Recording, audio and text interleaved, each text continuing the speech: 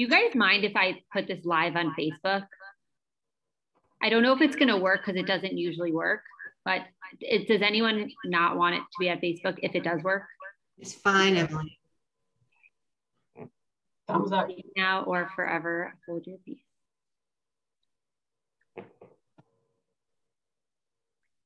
I think it's working.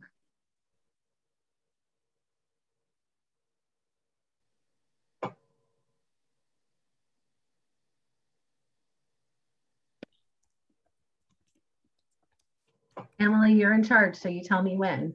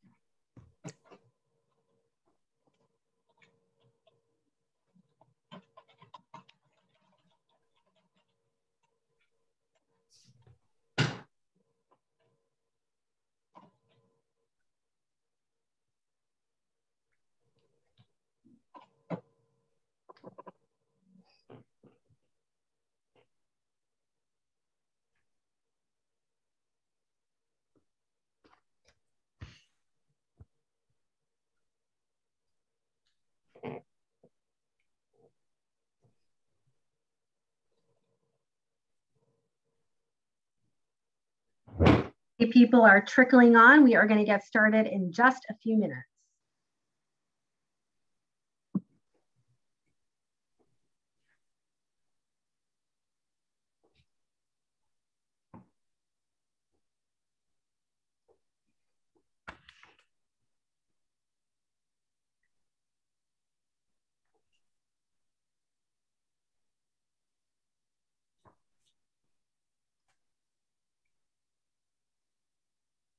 All righty. Good evening, everyone. I'm Ilana Frank, the CEO and founder of Jewish Fertility Foundation.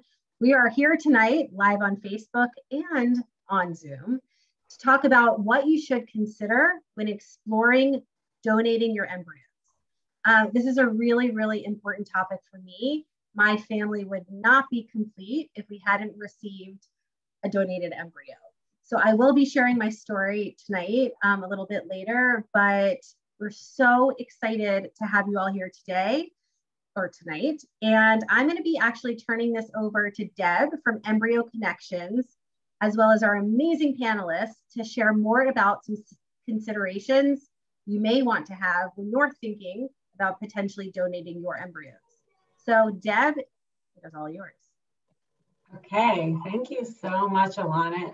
It's a pleasure to be here, and I'm really excited to speak with all of you. You're a brilliant group of panelists, and I'm excited to talk to donors as well about the process. And for me, it's very personal for me. I'm the founder and CEO of Embryo Connections because I am a recipient of donated embryos. My journey was it was hard to get here, and it started with infertility, right? I think a lot of us go through infertility and then discover that the way that we're going to be able to have children is through donated embryos. So I'm eternally grateful to my donor who was gracious enough to give her remaining embryos to me. I'm a single mom by choice, and I received my embryos from somebody who was also a single mom by choice, actually. And it was only because I had to post my story on Facebook in order to find it.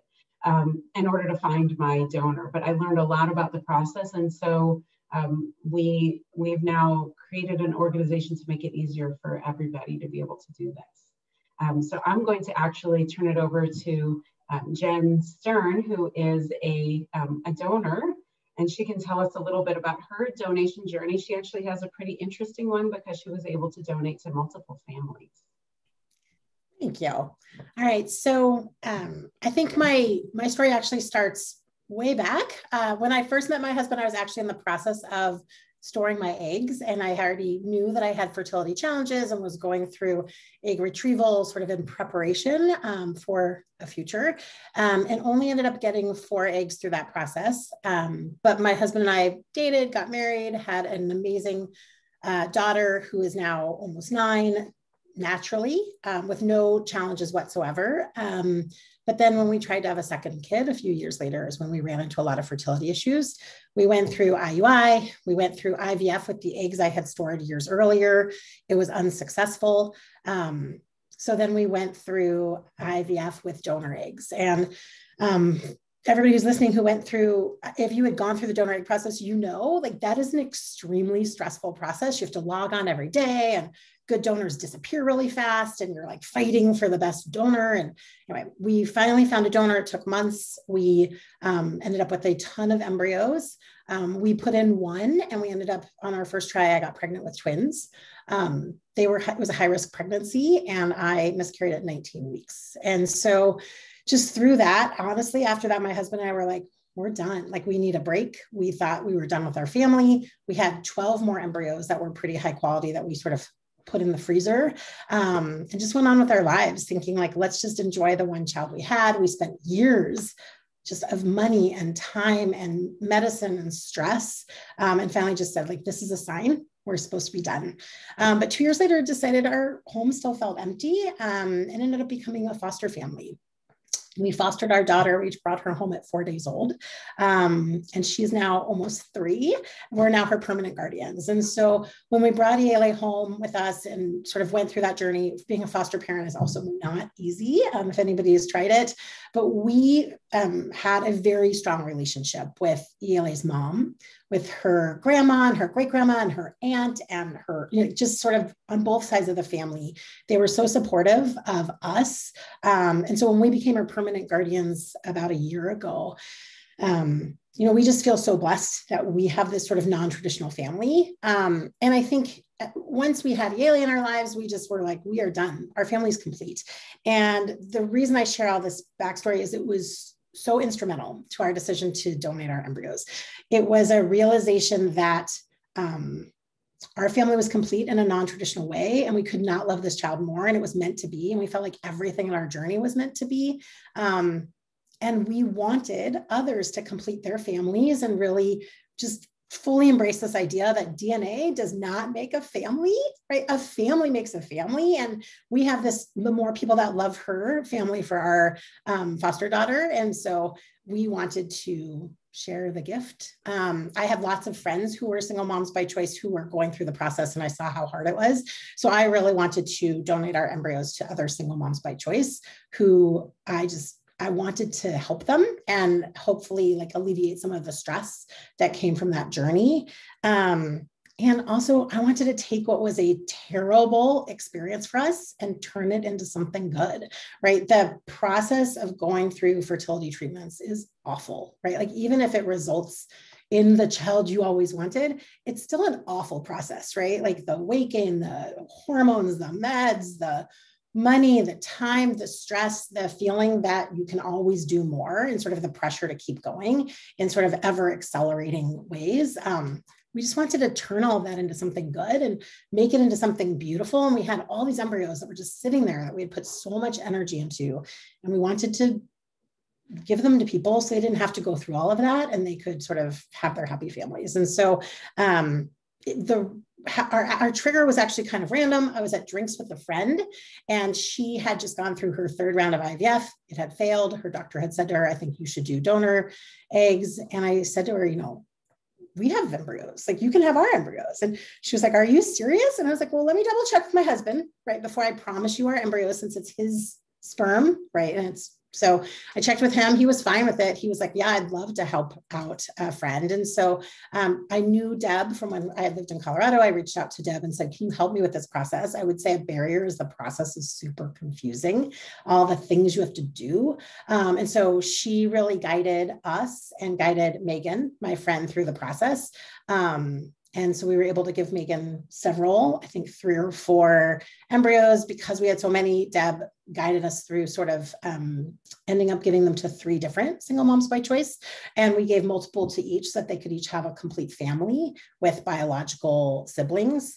And so that was super helpful to sort of have a guide. It was also, once we did it with a friend, we realized, oh, we have all these others. We might as well just do it all at once. My friend Megan has had an adorable little baby Hugh. And she's like, I will say too, I have never looked back, right? Like she feels like she lived in Minneapolis for the year she lived in Minneapolis to meet us, and that we were her fate, because she was meant to meet me and get embryos from us so that she could complete her family. And I feel like so blessed every day that we were able to help my friend complete her family and sort of fulfill her dream. And that there's these other women out there who are sort of getting that gift as well. So that's my story. I feel like we ended up with exactly the family we should have, and that through this process, we are helping others end up with exactly the family they should have as well, and sort of helping others sort of not have to go through or have a good end to what is a really awful process of sort of fertility treatments and all that IVF stuff. So. That was a fabulous rendition of embryo donation from the point of a donor. That's a lot of what Jen brought up are things that we hear from other donors as well. It's really, IVF is a very painful journey. So it's wonderful to be able to pass that gift. If you were able to have children, to pass that gift along to somebody else, even in Jen's case where she didn't have children through the IVF process, right? And some people will come through to embryo donation not able to have children at all, but realize that this isn't their path, and that's okay too. There are a lot of reasons that people come to embryo donation. So thank you so much, Jen, for sharing your story. And I think a lot of the things you brought up are true, right? I mean, some of it is about, Jen being able to expand her family, right, to this other person that is eternally grateful. And as a recipient, I know how eternally grateful Jen's friend is. But I also feel like it doesn't have to be about extending your family. Some people feel like they want to do it for just giving somebody a gift, but don't want to have a really close relationship, and that's okay too. And so I think some of the things we're going to be talking about are your choices.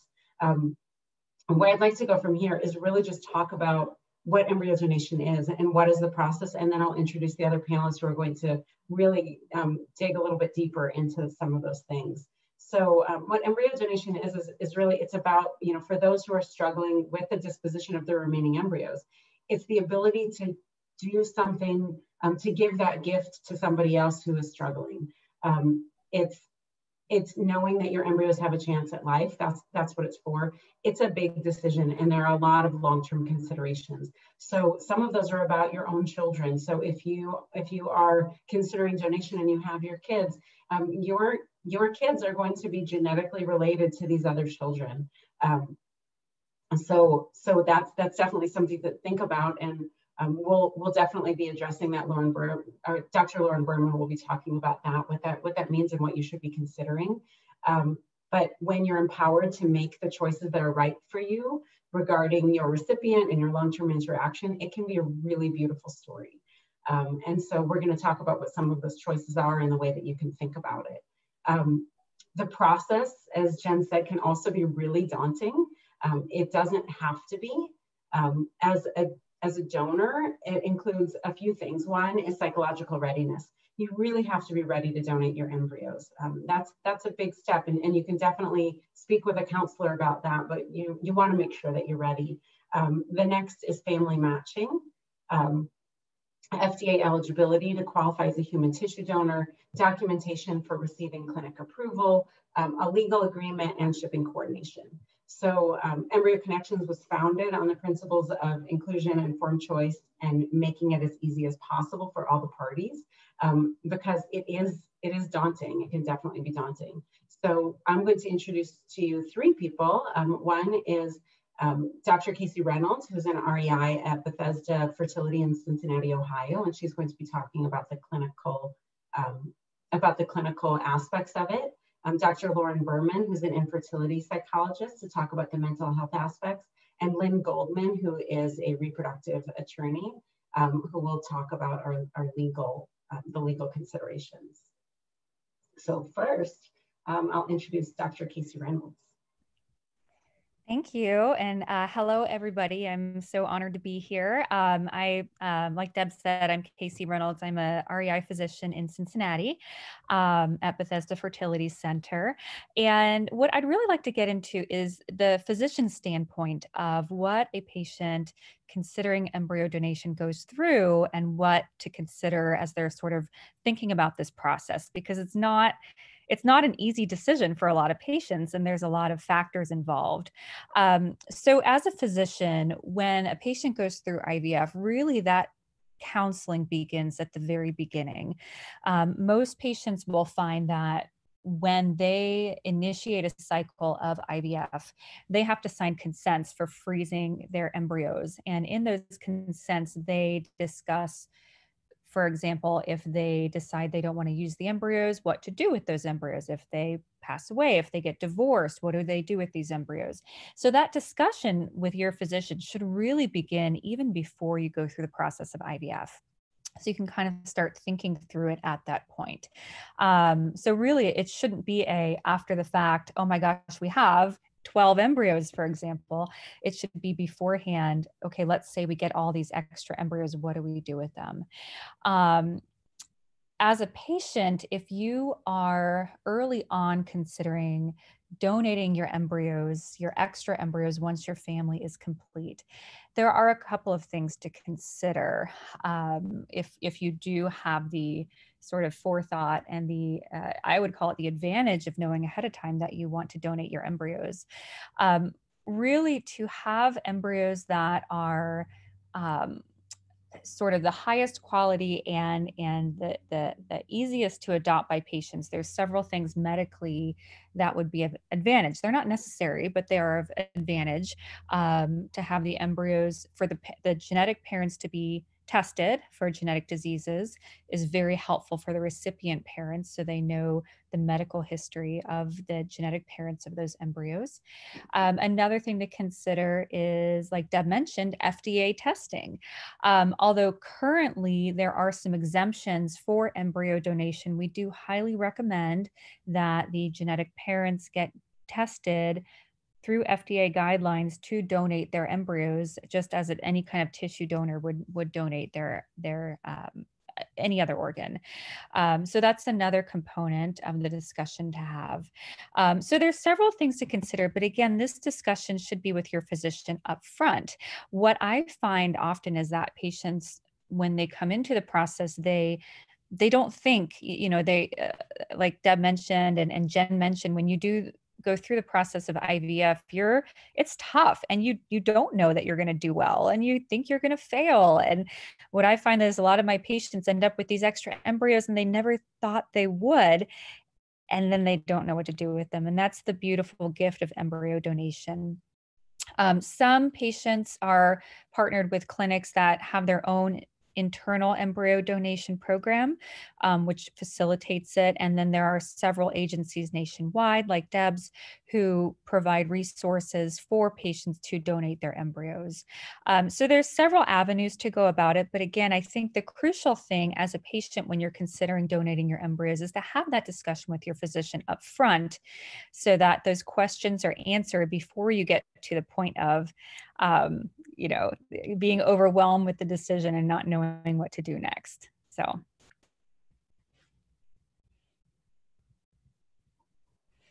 Fabulous. Thank you so much for that, Dr. Reynolds. I think that's a really great perspective. It is hard to know when you're going through it what your outcomes are going to be. Nobody really ever knows.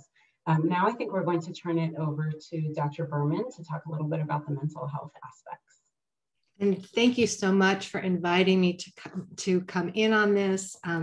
I love doing these things, and I'm really happy to be talking about embryo donation. It's something I see in my office. I'm a psychologist in Atlanta. So one of the things that people need to know is that, from my perspective, the decision to donate embryos is really a beautiful one. And I was really moved by Jen's story. And I think Jen had all the right reasons and all the right clarity around donating embryos. But it's also a really complicated one. It's beautiful because it means that the donor, like Jen, is willing to give a really precious gift to someone who may have limited options for family building. It means that the donor has compassion for others who are perhaps in a familiar predicament to them. And it means that the donor understands the need for family building is profound. There's not a lot of states require insurance coverage for fertility treatment. It's expensive. And there are, I think, about 1 million now frozen embryos sitting in cold storage around the country. So it's complicated. But the primary complication is that donation creates genetic relationships between people who are not connected by family relationships. So in essence, the embryo donors may become a sperm donor or an egg donor for others. And the embryos that they donate are likely to become the sons and daughters of other parents. So what I recommend is that potential donors really check in with themselves about whether they will feel that they'll be able to relinquish that parental connection or parental feelings when they donate their embryos. Some people, as much as they would like to donate, as much as it's a value of theirs, as much as they feel like they can really help, find they just can't move past those feelings of familial connection to those embryos. And that's not a bad thing. It's just some people, it's just, I mean, honestly, I as much as I admire Jen, I don't know if I could do that. So, but for these people, it's not a value judgment, just embryo donation is just not a good option for them. But it's a really good fit for people who believe that they would be able to meet children who are born from those embryos without feeling that familial connection, without feeling like, oh, these are my children. When people have surplus embryos, it means that they already have children that were born from their own embryos. And if they decide to donate, their children will have genetic siblings that are not raised as their children's brothers and sisters. So it's another complication in this decision. And so I was asked to help explain how one makes this decision. Well, it's really complicated. And I think that Jen did a wonderful job in terms of going through her process of how she made the decision. But as Dr. Reynolds suggested, before the couple or individuals create the embryos, before they do their IVF, they're actually asked to sign a form, and they're counseled by their doctors at the clinic to state what they plan to do with those unused embryos.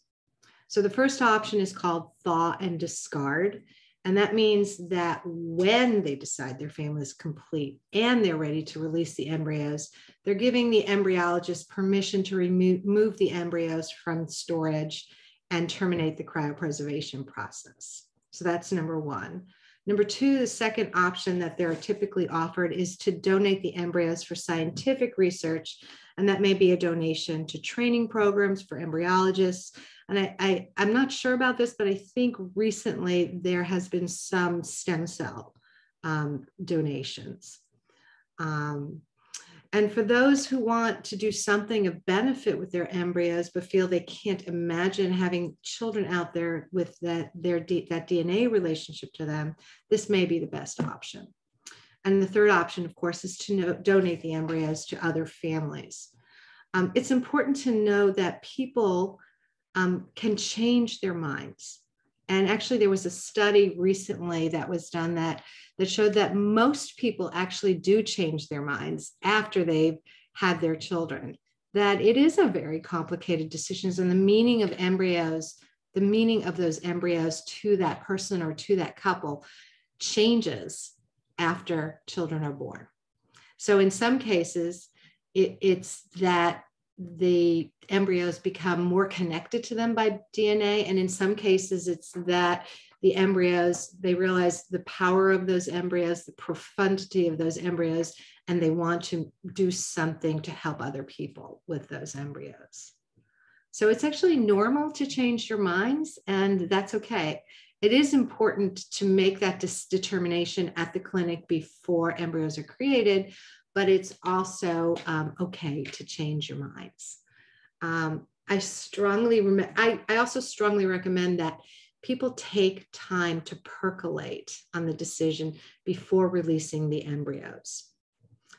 It helps to try on the different options to see how each option feels. And truth be told, and I think one of the other panelists mentioned this, is that most people, I think Deb mentioned it actually, most people do have a bit of discomfort with all of the options, that it's not an easy decision to make. And sometimes it helps to sit down with a therapist who specializes in this arena to just talk through your thoughts. And your fertility doctor can also help you with clarifying those disposition decisions.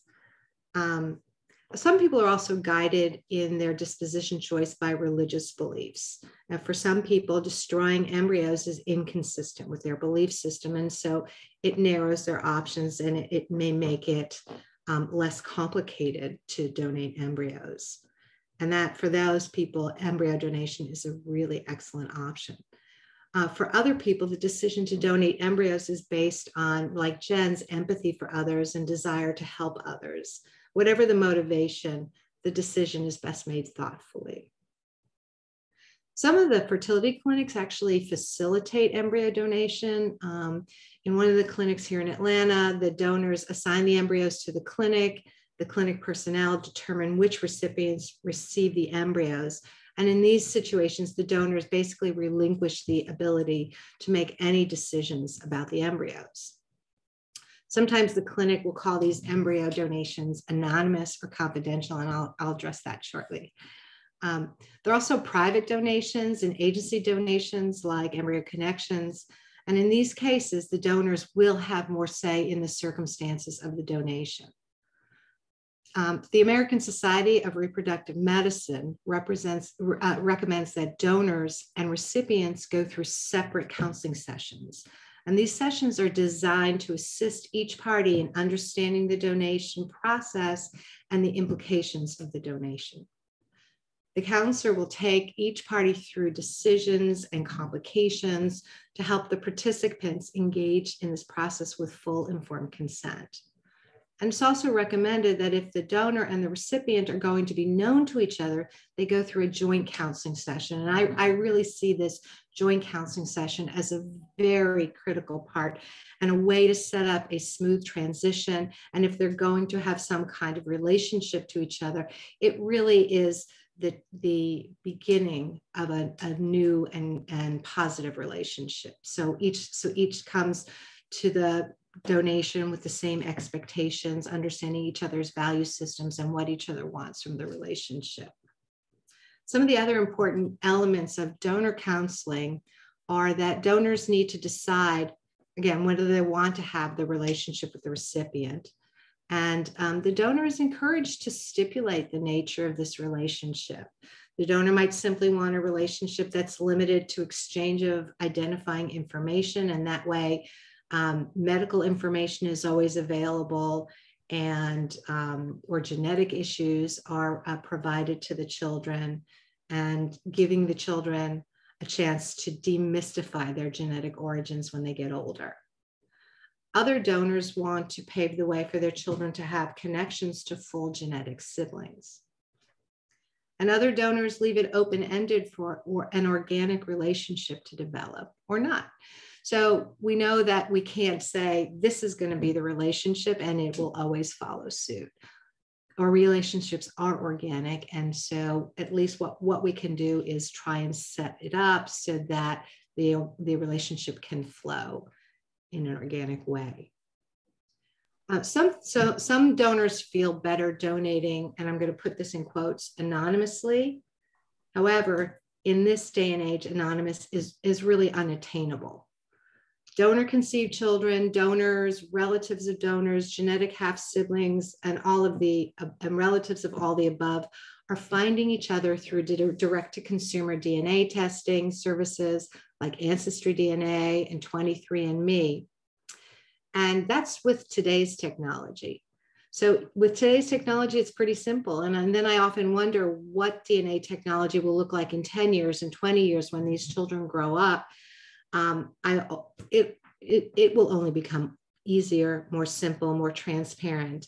and all donations will be discoverable. So I recommend that clinics, agencies, and individuals refrain from using the word anonymous when it pertains to donation, because I think that word anonymous gives donors and recipients a false sense of privacy.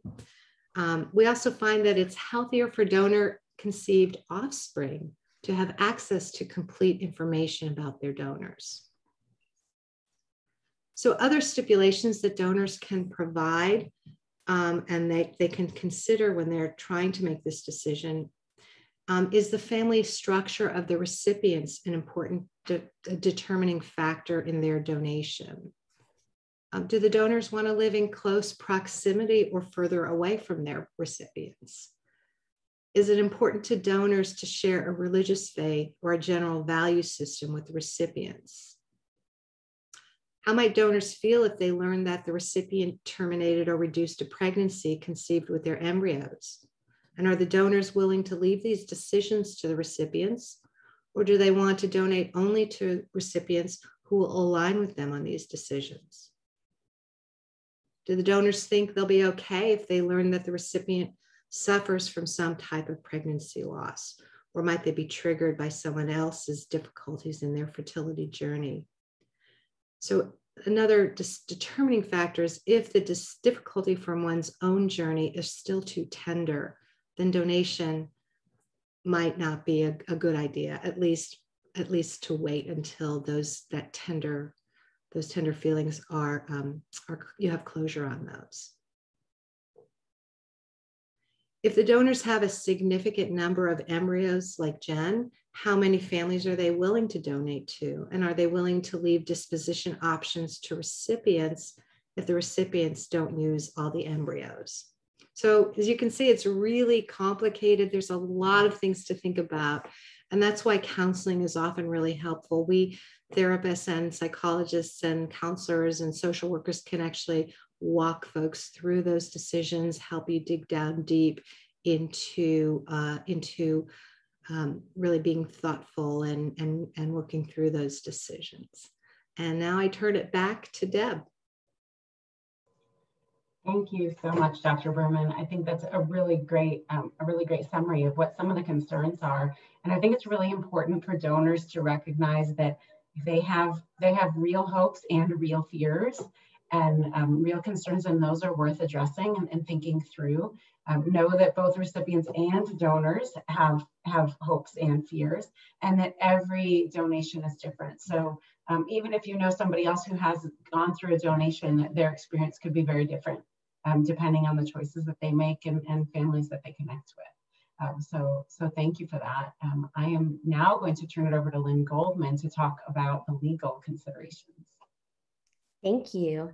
So thank you for having me. I'm so excited to talk about this topic because I too struggle with having 4 embryos that I have frozen, that have been frozen for 19 years. And it is a big decision and a big choice. And like Lauren said, there's a lot of complicated, considerations to think about. So I'm happy to talk about it from a legal standpoint. I am a Georgia attorney, so I'm going to give you, and I apologize for my dog's tail in the background. I'm going to give you the perspective from a Georgia attorney and understand that we're really lucky in Georgia because we don't have a lot of laws about fertility, but we do have an embryo donation statute. So that's pretty amazing here in Georgia. But typically, embryo donation is done through a contract between both parties. Both parties do need to be represented. And I would recommend that if parties are in different states, that they need to have an attorney in their own state. And a great place to find an attorney that specializes in fertility law and not just merely family law, which is very different than fertility law. A great place to look for an attorney is there's the Academy of Adoption and Assisted Reproductive Technology Attorneys. It's a mouthful. We fondly call it Quad A, and they have a great list of attorneys that are available by state. So that's a great place to look. Like I said, I recommend that everybody have an attorney that are parties to the contract and that they have an attorney in their own state. And if you're donating your embryos to more than one recipient, you want to make sure that you identify the lot numbers of which embryos are going to which recipients, because that needs to be in the contract and specified. You want to make sure that your recipient has an embryology report so that the recipients understand the quality of the embryos that they're receiving. So that's important to do. Also, if the embryos that you're donating have donor gametes as part of those embryos, meaning donor sperm or donor egg, you want to have your attorney review the contract that donated the eggs or sperm to you, so that your attorney can make sure, and you can make sure, that those gametes can be redonated within that embryo that you're donating. So that's one thing that's really important, to make sure that it can be redonated. The other thing is, when you want to think about what needs to be in a contract, a couple things that you and the recipient want to be on the same page with is the disposition of any remaining embryos. So if you're donating embryos and the recipient has a child and there are surplus embryos, what happens with those surplus embryos? And to make sure you're on the same page regarding that. Also, you want to be on the same page regarding future contact between you and the recipient and their family. Also, you want to be on the same page regarding sharing medical and genetic information that may impact your child or the child that is conceived through your donation. The other thing that you want to think about is that understand that just like other genetic materials, such as organ donation, embryos cannot be sold. They are genetic material and they cannot be sold. The recipient can pay for future storage fees, or they can also pay for the cost to transport the embryos from one fertility clinic to another. The recipient can also pay for any medical evaluations or psychological evaluations that need to be done. Also, they can pay for any legal contracts that need to be drafted, but they can't pay for the embryos themselves. The other thing is, this was a question that I was asked to talk about, is what happens if, for example, the recipient of these embryos passes away? That recipient should be required per their contract to have a will and have estate planning done, so that way there's a testamentary guardian named for that child that's conceived through donation and any other children that they might have. And any remaining embryos, any surplus embryos that they might have, there needs to be a disposition for those spelled out in their will. And if that has been addressed in your embryo donation contract, it needs to be consistent, so you don't have inconsistent documents. The other thing I was asked to speak about is what happens if the recipients may get divorced if they are married. If they get divorced, any child that is conceived through embryo donation or in any other way, the custody of that child is going to be determined within that divorce, within the context of the divorce, and a judge will decide who gets custody. The other thing is, as part of that divorce, or if there are any surplus embryos, that also will be decided as part of that divorce as well. The other thing I was asked to speak about is, within the context of an embryo donation agreement, can embryos that are surplus embryos be redonated back to the donor? And the answer is yes. Best practices is that any redonation back to the donor or donation to another party needs to happen in a separate contract so that it's clear, especially under Georgia law with our statute. Embryo donation has to occur through a contract. So any redonation also needs to happen through a contract. But I would also recommend, again, talking with any attorneys in your state to make sure that you're complying with your state's laws. So, thanks, Deb. Thank you, Lynn. That was fabulous. Thank you so much. I think now we're turning it over to Alana. Thank you. I'm excited to do this. You're bringing me back to memory lane. I just chatted with Dr. Berman, and especially your comments.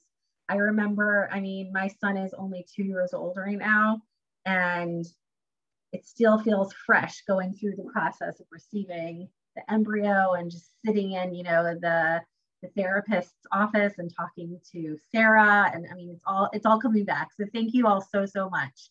We are gonna speak a little bit more with Sarah and Jen, and we have a bunch of questions that you all have asked, and we are gonna try to get to as many as possible. You can still use the feature in our chat box, which I see some of you are doing. But before we kind of ask some questions to Sarah, I would like to introduce her. She is Sarah, and she is more than just a Sarah, she is my donor. And this is the first time that we're actually publicly speaking together. And I feel so fortunate, but I'll have to say that she's much more than a donor to me and my family. She's absolutely family to us. I talk to her more than I talk to my own family sometimes. And none of this would have been possible without her generosity, without the attorneys, without the therapists, without her mother, without the doctors, the medical team. And it all plays a part in, you know, family building and how we came to be. So Sarah, why don't we start with you? We heard a little bit from Jen. Why did you choose embryo donation as your choice? How did that come to be for you? So for me, it's almost the same story of infertility struggles. I am actually a single mom by choice. And in 2016, I was finally lucky enough to have my daughter, and I had her via IVF, and I had some embryos left. And I decided after she was a few months old, my family just wasn't complete. And I decided to research some financial aid. And I somehow stumbled upon JFF. And I was very surprised. The founder actually decided to talk to me. It really meant a lot to me. While I wasn't in the right geographic area, she definitely made an impression on me. And I ended up getting pregnant in 2017. And in August of 2017, I was pregnant with my son. I was 6 months pregnant. And my mother and I were sitting and discussing life. My mother and I loved my daughter at that point. She was about 1.5 years. We really loved her so much. And she was definitely special.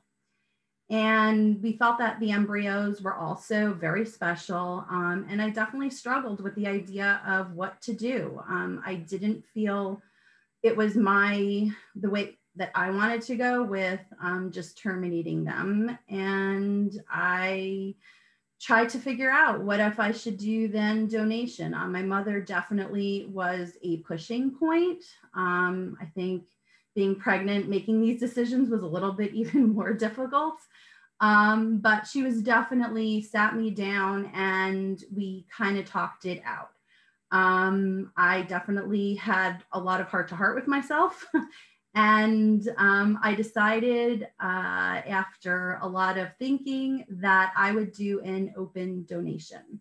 I was definitely concerned. My daughter was probably not the easiest child. I had heard horrific stories, but most of all, I felt that if there was something that was genetically connected to me and to my children, so that they would be the genetic siblings of my 2 children, I wanted to be a part of their life in some way or another. And I wanted them to know that, I wasn't just giving them up. I was trying to make a better life for them, something that I, could not provide. And so I decided on an open embryo donation. I thought the process was going to be really easy, and apparently it wasn't. We went ahead and I tried to figure out how to do it. I contacted several agencies. I had specifics. I wanted an open donation, and it had to be a Jewish family because we're Jewish. And because there were going to be siblings, I definitely wanted a lot of commonalities. And so it wasn't finding an agency able to assist me. And I remembered Alana and I asked her, and she really was nice enough to post them for me. Unfortunately, though, a lot of people had reached out, but there was definitely a lot of hesitation, especially the fact that it was going to be open. The biggest issue that I had was my children are very fair, despite my hair, reasonably a fair person. I am not going to be what your typical Jewish family would look like.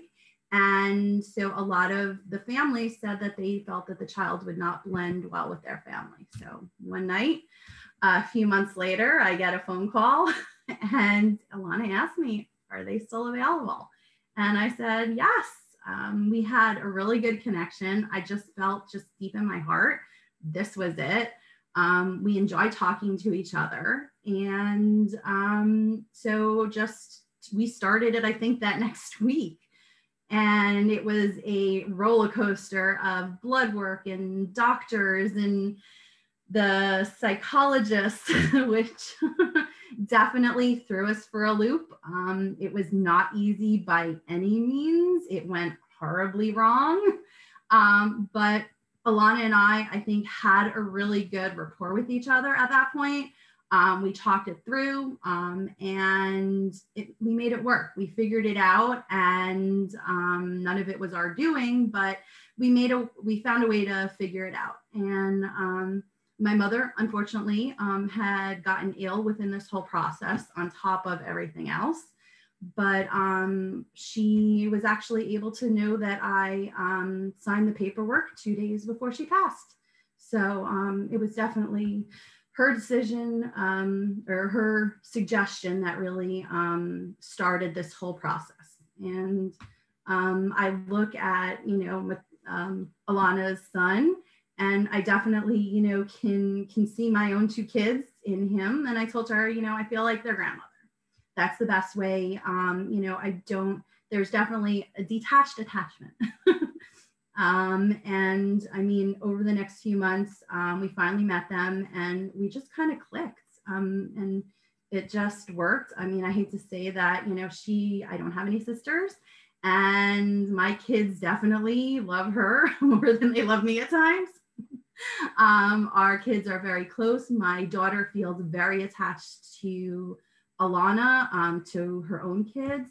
And she definitely has, I can see a strong attachment to the baby, or now 2-year-old. There's definitely a attachment that I know that my daughter has that I don't see with other kids. So I think that's special, especially the fact that the 2 of them are very similar, which I applaud Alana for.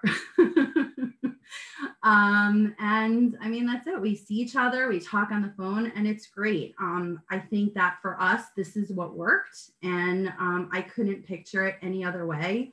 I know, it's kind of newer now still, and we'll just have to see how everything unfolds. But I think that we roll with everything. Everything was so comfortable. Everybody initially was kind of putting everything, their own fears on us. And when we first met each other, it was just, it just kind of worked. And it's still working.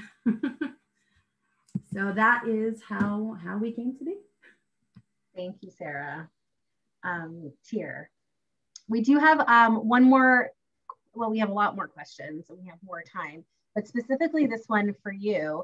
Someone asked, as a single mom by choice, when you donated, how did you feel about donating to a couple, particularly when your own children don't have a second parent?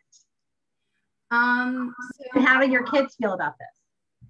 So, I mean, I think that my kids are still a little bit young to really grasp anything, but honestly, as a single mom, my kids don't really notice that I'm a single mom. I think that there's enough of us around. Oddly enough, in this neighborhood, there is another single mom by choice. One of my good friends is also a single mom.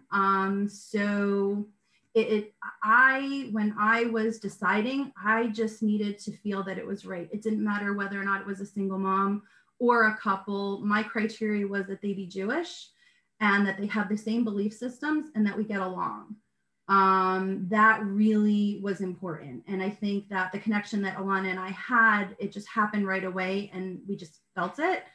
And I wouldn't care either way if it was a single mom or a couple. And I don't think my children really are going to look at that.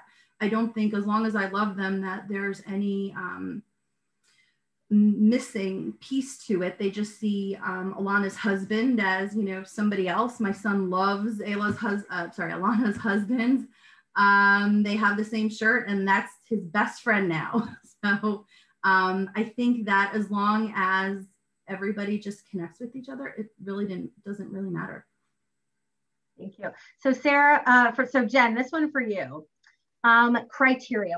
We get a lot of questions about criteria, and when I'm like even talking to other people about considering matching, you know, there's so many questions around criteria. I think you spoke a little bit. Did you tell us a little bit about your criteria? Tell us about your criteria. Would it still stand today? And do you feel like you made good choices when you chose that criteria? So I think I could have been pickier, and I don't think I realized that. So my criteria, we are a fairly liberal family, and I didn't want to give my embryos to a family that had a lot of guns in the home and had MAGA hats. And if there are people listening who are MAGA hats, you are lovely people, I'm sure. I just did not want my children in homes that had pretty different values than where we were. And so that was our priority. Like I asked questions about political affiliation. I asked questions about guns. I asked questions about things like that. I knew I wanted to do a single mom. I actually had the reverse to Sarah. I did not want a relationship at all. I felt like we wanted to give the gift, and we wanted to like have our own family, and we wanted to let these single moms have their own families. And we don't want relationships with those children. So our criteria was only that they would allow our daughter to know their kids at age 18, and that when there would be an ability for our children to define their relationships with each other. And so we want our daughter to have the ability to get to know her biological half siblings. So they're half siblings because they were donor eggs, and our daughter was 100% was my biological child also. And so that was our criteria, was just this mandate that it was open later. And that didn't mean that these other children couldn't have the ability to say no, right? But that we didn't want the parents to block the children from knowing each other. And so there was an expectation that they put information on the sibling registry, and that they would be open to our daughter reaching out and getting to know them when she was 18. And so that was really it. I think now, and I've had conversations with Deb, like, I'm curious. I would love to be Facebook friends with them and sort of like follow their lives from a distance. And like, it's kind of fun to see. My friend Megan moved out of the state. I don't see her that often, so I get to see a picture once in a while, but it's not this active engagement. And I actually, for us, we preferred it that way. We wanted to give the gift to another family and really create some separation. What I wish is that I wish I had said I wanted Jewish moms. Like, I didn't know that was a thing. And so I would have loved that. We did sort of screen to make sure that it didn't feel like a family was like too different than us in values. So we went more values than we went with religion, but like, that is great to know. We did actually say in the legal agreements that if there were extra embryos, we wanted them to sort of come back to Embryo Connections and sort of be able to give them back out to a fourth female. So if that ends up happening, like, it will for sure be a single mom by choice who does not want a close relationship with us, but maybe wants to be Facebook friends. Good. Sarah, I'm not going to ask you if you would change anything, because that would be personally offensive. And I think you shared with us some of your criteria. And Lynn was my attorney, and she was super helpful. Like, you can ask your attorney questions, especially like if you're doing this for the first time, how would you even know what to think about? I mean, yeah, people like us and Deb are around to kind of guide you, but your attorneys and your psychologist, I mean, everybody is here who has so much information in order to help guide your relationship or what you're looking for. So let's talk a little bit about family members, your family members. Sarah, why don't you tell us a little bit about, you're a very private person. I'm a very open person. We obviously are different in that way. But even for me, it was hard to talk about. Like, I didn't even know the words to talk about when I was going through this to tell my family. So tell us a little bit about how your experiences were with your friends and family. I have been selective in who I have been telling because I am a very private person. I definitely have a lot of pictures of Alana's son on my phone. And so, you know, people scroll or, you know, they need to see, or, I mean, the why are we going to Atlanta having to explain. So I did let people know. The majority of who I did tell thought it was wonderful. Unfortunately, there's always, of course, the negatives to everything. And I think that that's what, when I initially went down there were a few people who definitely filled my head with things that should not have been there. I think that what's most important is my bond with Alana, and it just stems from there. Whatever goes, I kind of just roll with it. I have told a few, but my preference is to just kind of keep it low key and not make a big deal. I'm sure as they get older, because her son and my daughter look very similar, that, you know, when they do see us together, there will be, you know, oh, by the way, how, what, and I'm sure it would go into our story. What about you, Jen? Your family, friends, reactions? We do tell people. They're all really supportive. I think they are like, oh, you guys are amazing, right? That's the typical reaction I get more often, is sort of like, that's so great of you, right? And you know, we're always like, I guess so, but like it just what, you know, it is what it is. But we don't hide it. Also, we don't talk about it at cocktail parties either. If it comes up, it comes up. The one thing that I would just name, which like came up earlier, is just that like we made this decision years after we lost our pregnancy. We were not ready. On our forms, I believe we said we wanted to donate them to science. And I don't know if we had had a different experience in conception and then in fostering. I don't know what decisions we would have made. And so I do think this idea that like, I think that as a donor, you'll know when you know if this is the right choice for you. And it may take 5 years, it may take 20 years, but I do think like you'll just all of a sudden realize like, I'm ready to do this. I'm like, I will be okay with it. I'm not going to feel that I want those babies back, right? or anything like that. Like, but it did take us time to heal from our own experiences, to realize we were truly done as a family with our own family building before we were ready to help others build their family. And so I think that piece of like, are you done? Do you feel like your family is complete? Do you feel like you can give this gift to somebody and not feel like it's somehow yours, right? For us, like the 3 single moms by choice that we're helping, like those are their kids, like that's their families that we're helping to create. And I don't feel that connection. I think it's a little bit different. Like Sarah, you've built like a broader family for your kids. Ours is just, it's a different model for us.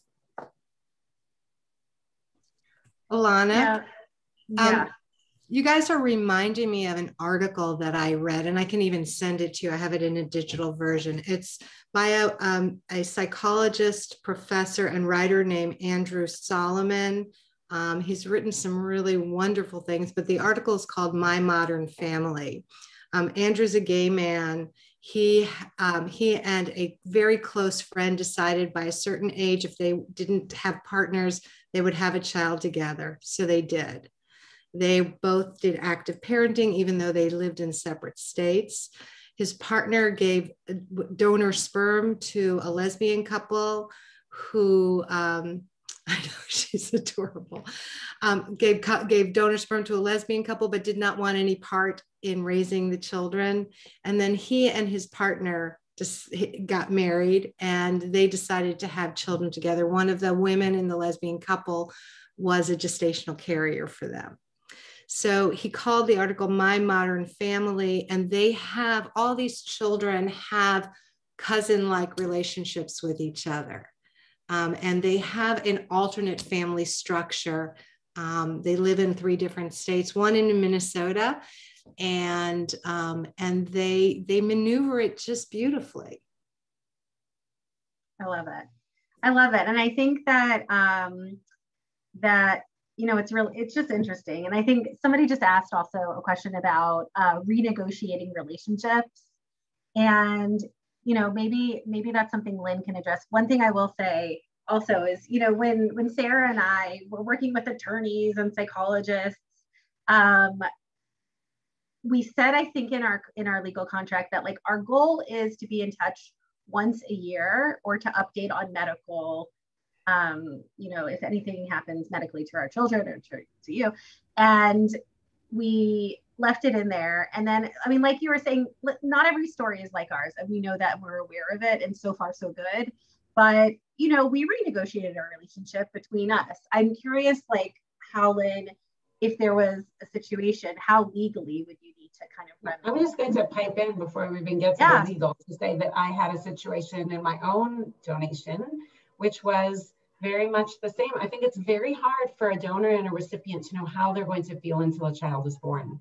And so I think that's really important for everyone to recognize that even if you go through counseling, even if you've done all the preparation, when a child is born, you're going to change how you feel. In some way, it could go one direction or another. It could solidify. It's going to change a little bit. And I can even say in my own experience, my donor was very hesitant to share the information with our friends because we're college friends or graduate school friends. But once a child was born, she was all about it, right? And I'm very open, so I was comfortable with it. But it was very interesting to see how quickly that changed. So I'll then turn it back to Lynn. Sure. So, if the issue is that you want to renegotiate contact between the two of you, you can choose to either do that just among yourselves, or if you want to amend the contract regarding contact, what you can do is do an amendment to the contract. But what you can't do is the underlying donation of transferring ownership of those embryos from one person to another. No. Can that be undone? No. Now, could the recipient may have surplus embryos, and again, like I mentioned before, want to redonate them back to the donor? Yes. But again, I recommend doing that in a separate contract of redonation. Yeah. I might throw in there too, just that to be really, to be open for flexibility in your original intent, so that you allow yourself, that you don't have to then go back into the agreement, that you can actually do it within the agreement you set. Yep. And one of the things that happens before we sit down to do a contract is most of the clinics will require you to have a psychological consult to help think through a lot of these, what I call what ifs. And how does everybody, feel about contact going forward? And do you want to share updated medical information and things like that? And so that's a great place to kind of explore all of these things so that you can get on the same page and make sure that you've thought through these issues ahead of time, so that when you sit down to write that contract, it has in it what you plan for the future, and you won't need amendments.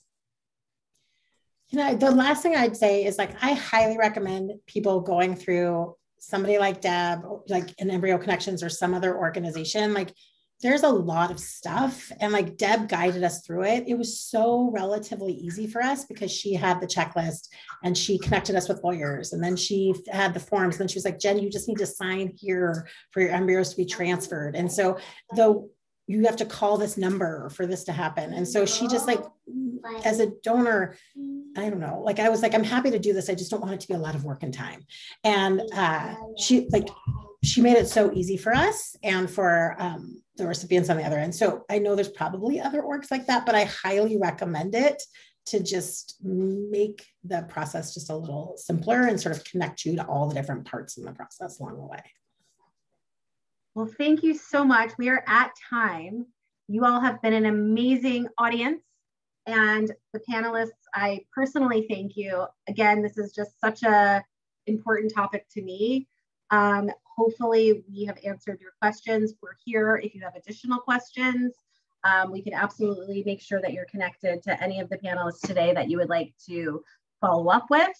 I know that Emily, our amazing national program director, is going to be sending you a survey. It's important that you fill it out for us to make sure that we understand what you've learned, how you've learned, and what else you would like to learn from us. So please follow us at Jewish Fertility Foundation. We will continue doing events like this for you and for the community. Thank you all so much. Actually, there is a survey right here in the chat if you would like to take care of it now. So thank you all very much. Have a wonderful evening, and we will see you next time.